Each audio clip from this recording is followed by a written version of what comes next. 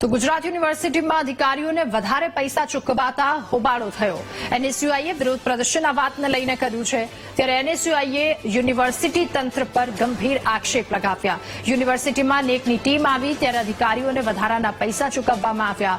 25,000 થી 5 લાખ સુધીના પૈસા ચૂકવાયાનો આક્ષેપ પણ થયો છે।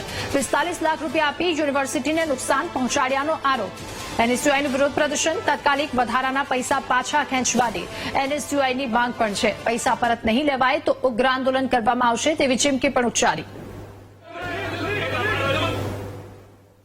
યુનિવર્સિટી દ્વારા થોડા દિવસો અગાઉ જ્યારે નેકની ટીમ આવી હતી ત્યારે કરોડો રૂપિયા જે યુનિવર્સિટીના વિદ્યાર્થીઓને પીછે એ તો ખર્ચો કર્યો છે, એના બદલામાં ત્યારે નેકની ટીમ આવી ત્યારે યુનિવર્સિટીના જે 25-30 મેડમના જે લાગતા વળગતા અધિકારીઓ છે એમણે એક યુનિવર્સિટીના ટાઈમમાં નોકરી કરી હતી, પરંતુ એ અધિકારીઓને જાણે જલસા કરવા માટે 45 લાખ રૂપિયા જેટલી રકમ આજે યુનિવર્સિટીના વિદ્યાર્થીની ફીની રકમ છે, નથી કે મેડમના ઘરની કે મેડમની પોતાની રકમ। આ ફી 20,000, 25,000, લાખ, 5 લાખ જેટલા રૂપિયા અમુક અધિકારીઓના ખાતામાં ટ્રાન્સફર કરવામાં આવ્યા છે।